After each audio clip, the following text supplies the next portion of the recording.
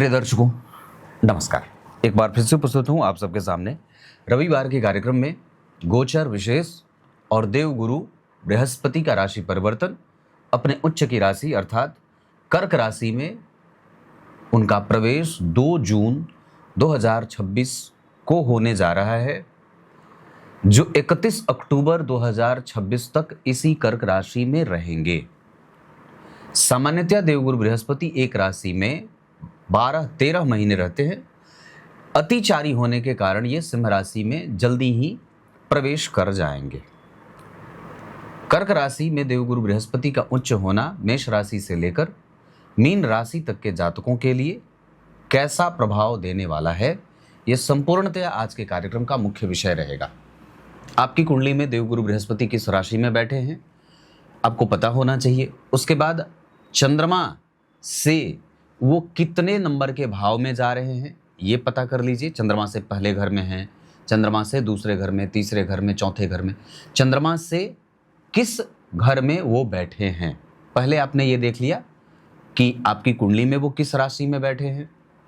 दूसरे नंबर पे आपने ये देखा कि चंद्रमा से वो कितने घर आगे पीछे अर्थात चंद्रमा से कौन से भाव में जा रहे हैं। तीसरे नंबर पे आप ये भी देख लीजिए कि लग्न से वो कौन से भाव में जा रहे हैं। अगर लग्न कुंडली में वो पंचम भाव में बैठे हैं लग्न से, तो अब आपको ये देखना है कि अब इस स्थिति में जो कर्क राशि में देवगुरु जा रहे हैं वो लग्न से कौन से भाव में जा रहे हैं। मतलब आपको जो ये राशिफल देखना है ये तीन तरीके से देख लेना है। सामान्यतया मैं जो ये कार्यक्रम बना रहा हूं वो आपके चंद्र राशि पे आधारित है, अर्थात आपको अपनी कुंडली के चंद्रमा को देखना है।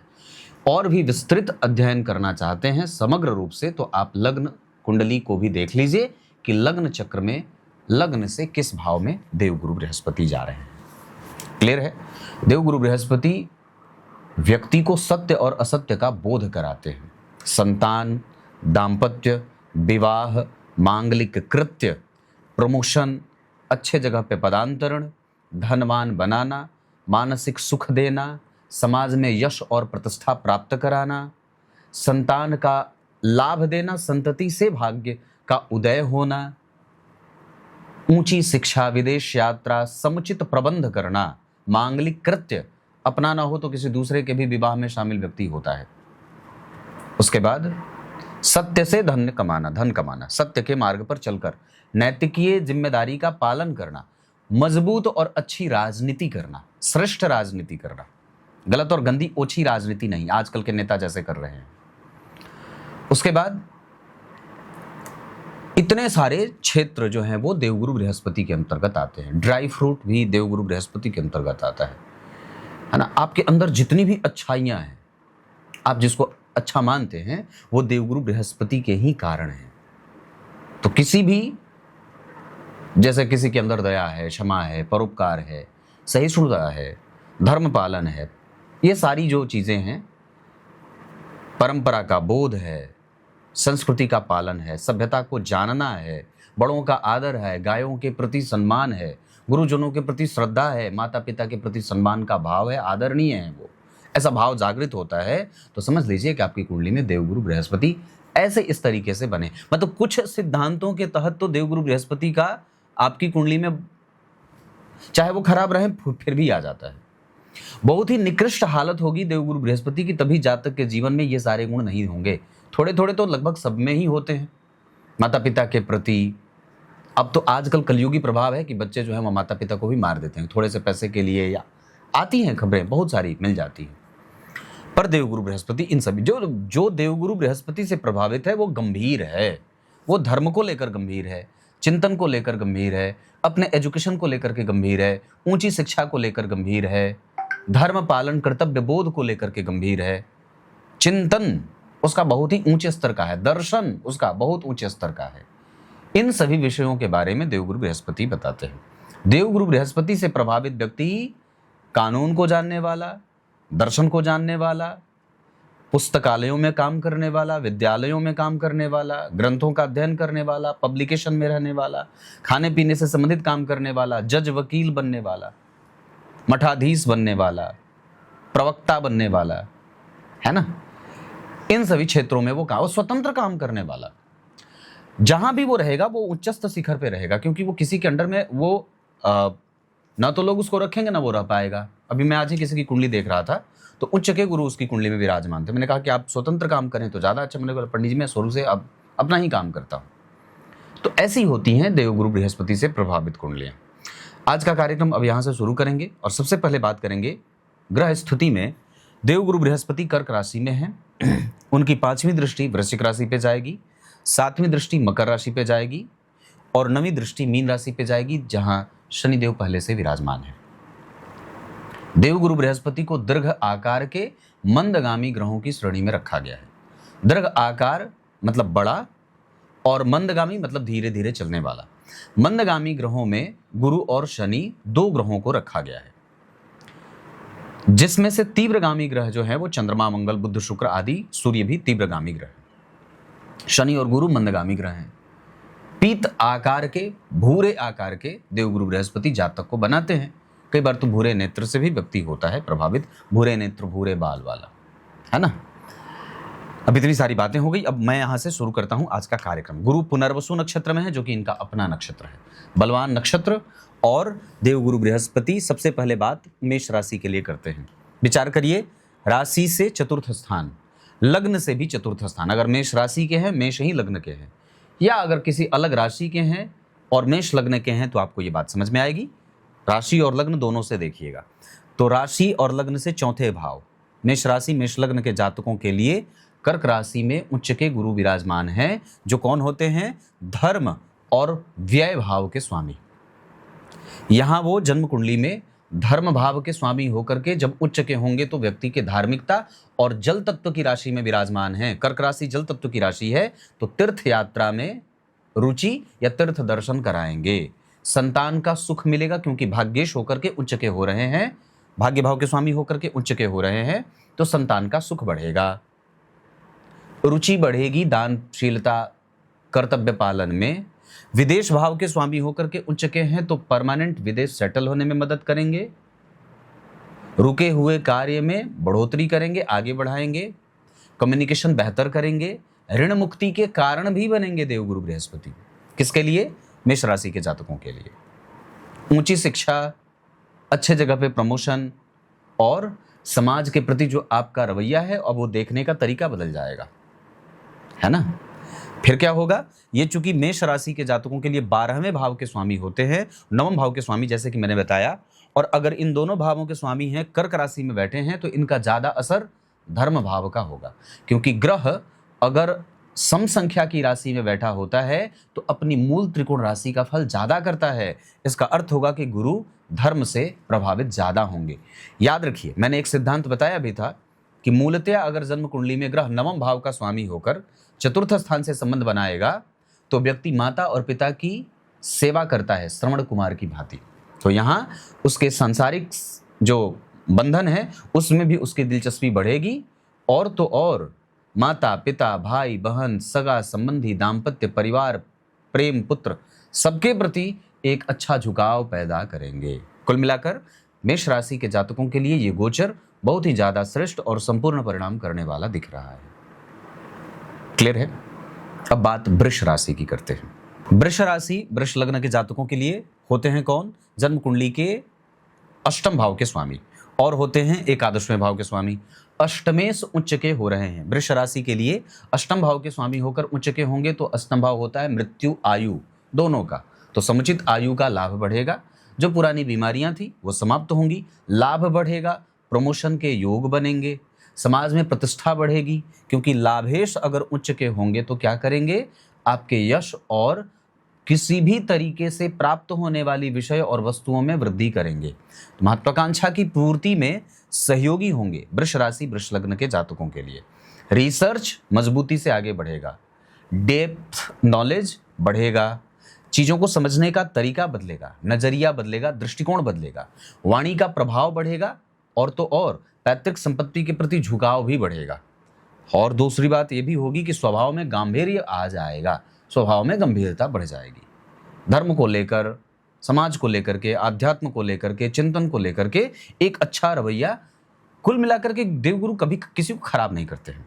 तो वृष राशि के जातकों के लिए भी भाई बहन, माता पिता सगे संबंधी, इष्ट मित्र, धर्म, भाग्य, इन सब की बढ़ोतरी करेंगे और जीवन में सकारात्मक और शुभ संकेतों की वृद्धि करेंगे। उसके बाद बात करते हैं मिथुन राशि की। अब बात करते हैं मिथुन राशि मिथुन लग्न की। मिथुन राशि मिथुन लग्न के जातकों के लिए धन भाव में उच्च के बैठे हैं। होते कौन है? मिथुन राशि के जातकों के लिए सप्तम भाव के स्वामी होते हैं और दशम स्थान के स्वामी हैं। मतलब कौन उच्च का हुआ? तो सप्तमेश और दशमेश उच्च के हुए। सामान्य बात है कि जब सप्तम भाव के स्वामी उच्च के होंगे तो व्यक्ति के वैवाहिक सुखों में वृद्धि करेंगे। जो विवाह में मतभेद था, जो विवाह में रुकावटें आ रही थी, उसको अब कम करेंगे। 12वें इसके बाद दशम स्थान के स्वामी होकर के उच्च के हुए हैं तो सामाजिक प्रतिष्ठा, ऊंची अच्छी राजनीति का लाभ मिलेगा।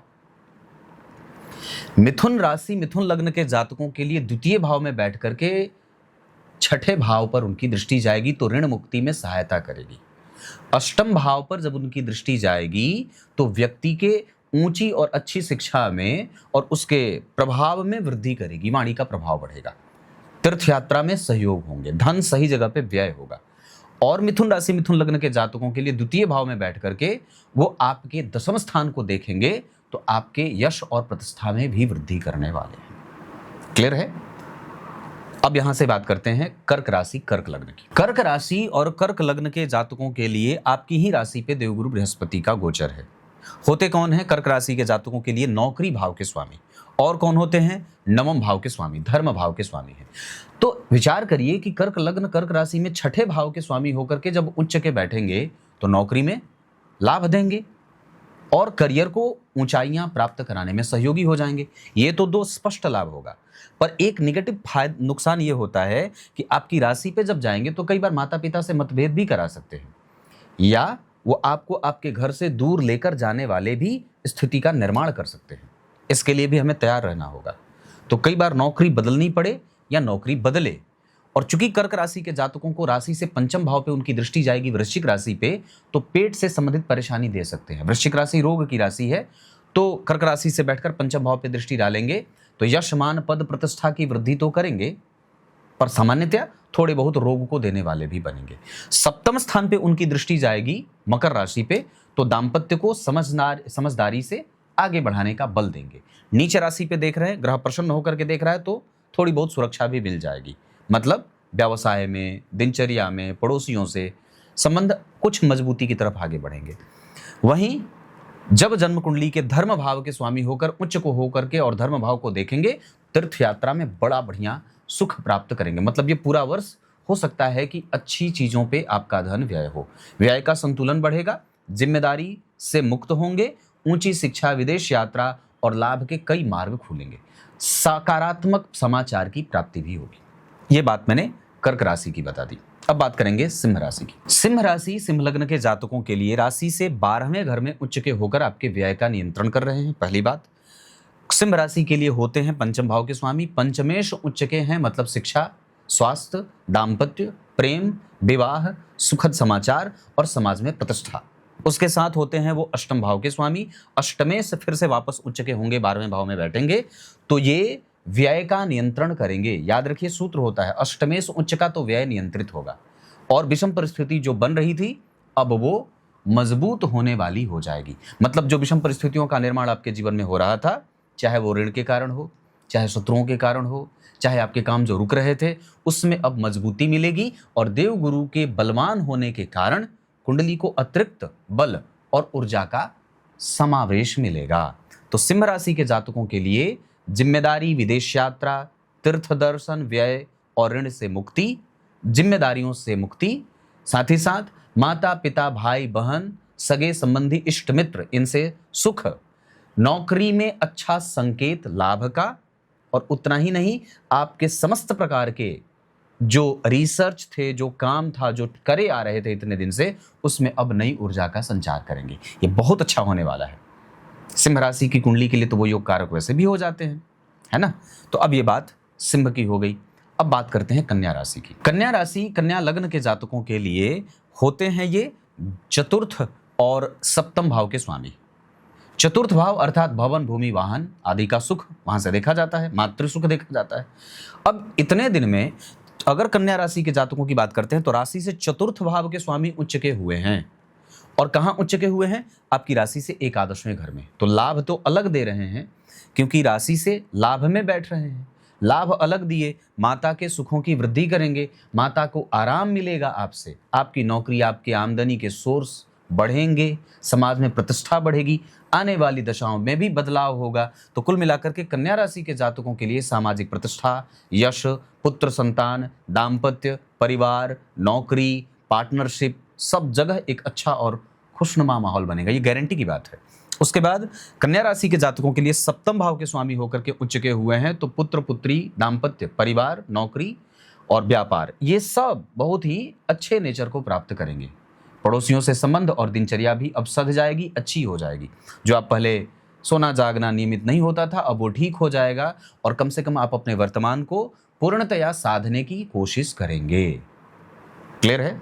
अब बात करते हैं तुला राशि की। तुला राशि, तुला लग्न के जातकों के लिए कौन होते हैं? ये तुला राशि के लिए होते हैं पराक्रम भाव के स्वामी, और होते हैं छठे भाव के स्वामी, नौकरी भाव के स्वामी। कहाँ बैठे हैं? राशि से दसम स्थान में। राशि से दसम स्थान में उच्च के हुए हैं, तो आपको पैतृक संपत्ति में वृद्धि करेंगे सबसे पहले। उसके बाद आपके सुख संसाधन में वृद्धि करेंगे। उसके बाद आपकी नौकरी में यश और प्रतिष्ठा की वृद्धि करेंगे, ये सामान्यतया। अब उसके बाद ये तुला राशि के लिए तृतीय भाव के स्वामी होकर के उच्च के हुए हैं, तो भाई बहन, माता पिता, कम्युनिकेशन और तीर्थ दर्शन, इसका लाभ देंगे। उसके बाद कौन होते हैं? वो नौकरी भाव के स्वामी होकर के उच्च के हुए हैं, तो नौकरी में बल देंगे, वृद्धि करेंगे, साहस में समझदारी बढ़ाएंगे और सकारात्मक रवैया। शत्रुओं से व्यक्ति अभी तक जो परेशान और डर डर के जी रहा था, अब उसमें एक नए सकारात्मक प्रभावों की वृद्धि होगी। कुल मिलाकर के तुला राशि, तुला लग्न के जातकों के लिए देवगुरु बृहस्पति का गोचर आपके सकारात्मक और सुखद संकेतों का कारण बन रहा है। इसमें जरा भी संदेह नहीं है कि तुला राशि के जातकों के लिए भी ये गोचर अच्छा और बेहतर परिणाम देने वाला है। यहाँ बहुत सारे काम आपको बनेंगे, मिलेंगे, जिम्मेदारियों का बढ़ना भी होगा, प्रमोशन के योग भी बनेंगे, और चीज़ों को देखने का नज़रिया और तरीका भी बदल जाने वाला है। जिसमें आप पहले से दब्बू स्वभाव के साथ काम कर रहे थे, अब उसमें एक नयापन और खुलापन देखने को मिलेगा, है ना? दृष्टिकोण बदलेगा और सकारात्मक बदलाव होगा, ये अच्छा संकेत है। उसके बाद बात करते हैं वृश्चिक राशि की। वृश्चिक राशि, वृश्चिक लग्न के जातकों के लिए होते हैं ये धन भाव के स्वामी, और होते हैं जन्म कुंडली के पंचम भाव के स्वामी, मतलब धनेश और पंचमेश। विचार करिए, जन्म कुंडली में राशि से बैठे हैं कहाँ?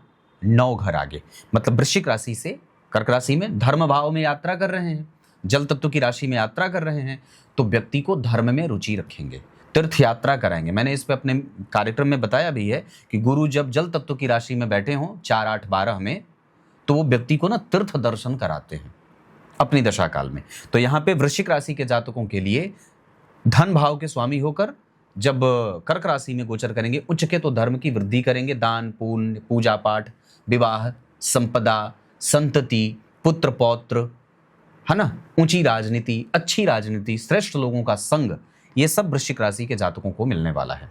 नया कारोबार भी शुरू करवा सकते हैं, नई जगह पे दिमाग भी दे सकते हैं, उसका असर आने भी लगा होगा। उसके बाद बात करें तो पंचम भाव के स्वामी होकर के उच्च के बैठे हैं, तो यहाँ पे व्यक्ति के यश, प्रतिष्ठा, सामाजिक सरोकार में वृद्धि और समाज से यश प्राप्त होता है। मतलब ये वृश्चिक राशि के जातकों के लिए भी संकेत अच्छा ही है, खराब नहीं है। देवगुरु बृहस्पति तो खराब कैसे दे सकते हैं? उसके बाद यश प्रतिष्ठा की वृद्धि मैंने बताई। वृश्चिक राशि के जातकों के लिए वृश्चिक राशि पे देख भी रहे हैं, तो आपके स्वभाव में भी एक अद्भुत गंभीरता देखने को मिलेगी। इतना ही नहीं, वहां से वो आपकी राशि से नवम भाव में बैठे हैं, तो आपके पराक्रम भाव पे उनकी दृष्टि जा रही है। इस वजह से भाई बहन, माता पिता के साथ जो कम्युनिकेशन था, जो आप बहुत दिनों से बंद करके रखे थे, या उनके साथ संबंधों में थोड़ी दूरी जो पैदा हुई थी, माता के स्वास्थ्य में जो टकराव दिखाई दे रहा था, वो भी अब उसमें संतुलन देखने को मिलेगा। और उसके बाद वृश्चिक राशि के जात धनेश होकर के जन्म कुंडली में बैठे हैं आपकी राशि से नवम भाव में, ये बहुत अच्छा संकेत मिलेगा, घबराने की कोई आवश्यकता नहीं है। अब बात करेंगे धनु राशि की। धनु राशि, धनु लग्न के जातकों के लिए अपनी भाव के स्वामी हैं, अपने ही भाव के स्वामी हैं और चतुर्थ भाव के भी स्वामी हैं। लग्नेश और राशिश होते हैं, उच्च के बैठे हैं अष्टम भाव में, तो ये ना व्यक्ति की गंभीरता को एक अलग नया नेचर देंगे, थोड़ा बहुत स्वास्थ्य में परेशान करेंगे, लड़ने की क्षमता विकसित करेंगे, दृष्टिकोण बदल जाएगा। और तो और धनु राशि, धनु लग्न के जातकों के लिए एक जो है वो थोड़े निगेटिव पक्ष भी दिखाई दे रहे हैं, क्योंकि राशि से ये अष्टम भाव में गोचर कर रहे हैं। उच्च के हैं तो लग्नेश हैं, राशि से हैं, उच्च के हैं, पर यहाँ पे कुछ मामलों में व्यक्ति के काम फंसते हुए भी नजर आ रहे हैं। तो आपको थोड़ा सतर्क होना होगा, स्वास्थ्य का ध्यान रखना होगा, वाणी पे कंट्रोल करना होगा, पैतृक संपत्ति की सुरक्षा पे ध्यान देना होगा। उसके बाद धर्म का भाव तो ठीक है, माता पिता का भाव तो ठीक है, पर सामान्यतया जब अष्टम भाव में बैठेंगे धनु लग्न की कुंडली के लिए तो 12वें भाव पे दृष्टि जाएगी। तो वृश्चिक राशि पे देखेंगे तो व्यय की अधिकता दे सकते हैं, जिम्मेदारी बढ़ सकती है। धन भाव पर नीच की दृष्टि डालेंगे, इस वजह से कई बार पैतृक संपत्ति का मतभेद बढ़ सकता है। और अष्टम भाव से बैठ करके जन्म कुंडली के चतुर्थ भाव अर्थात माता के भाव पे जब उनकी दृष्टि जाएगी तो यहाँ पे उनके हेडेक, उनके प्रति व्यक्ति की चिंता को बढ़ा सकते हैं, उनका स्वास्थ्य थोड़ा गड़बड़ कर सकते हैं। सामान्य बात है, हालांकि फिर भी बहुत ज्यादा नहीं, पर हमें थोड़ा बहुत सावधान होना होगा, इसमें कोई दो राय नहीं है। अपने भाव को देखेंगे तो बहुत ज्यादा नुकसान नहीं होगा, क्योंकि चतुर्थ भाव को देखेंगे धनु राशि की कुंडली के लिए तो इस हिसाब से व्यक्ति को थोड़ा बहुत संकोची प्रवृत्ति का बना सकते हैं। कई बार वो अपने आप को एक्सप्लेन नहीं कर पाएगा, अपनी परिस्थिति को लोगों को बता नहीं पाएगा, ऐसी भी स्थिति दिखाई दे रही है। यहाँ पे हमें थोड़ा संतुलित होकर के आगे बढ़ना होगा। हो सके तो राम रक्षा स्तोत्र पढ़ सकते हैं, विष्णु सहस्त्रनाम पढ़ सकते हैं, गीता जी के 11वें अध्याय का पाठ निरंतर कर सकते हैं, ये चीजें कर लेंगे। अब बात करते हैं मकर राशि मकर लग्न की। मकर राशि मकर लग्न के जातकों के लिए तृतीय और व्यय भाव के स्वामी होते हैं और जन्म कुंडली में बैठे हैं आपकी राशि से सीधा सामने। तो ग्रह उच्च का बैठा, कौन उच्च का बैठा? तो व्यय भाव का स्वामी। व्ययेश अगर बढ़िया बैठ रहे हैं तो व्यय अच्छा होगा, ग्रह खुश है। उसके बाद पराक्रमेश अगर उच्च के हैं तो आपके पराक्रम में सकारात्मक वृद्धि होगी, इसमें भी कोई संदेह नहीं है। मतलब क्या है कि यहाँ पे मकर राशि मकर लग्न के जातकों के लिए एक बहुत अच्छा अवसर मिलने वाला है। आपकी जिम्मेदारी मजबूती से निभेगी या समाप्त होगी। उसके बाद ऋण मुक्ति का कारण बनेंगे देवगुरु बृहस्पति।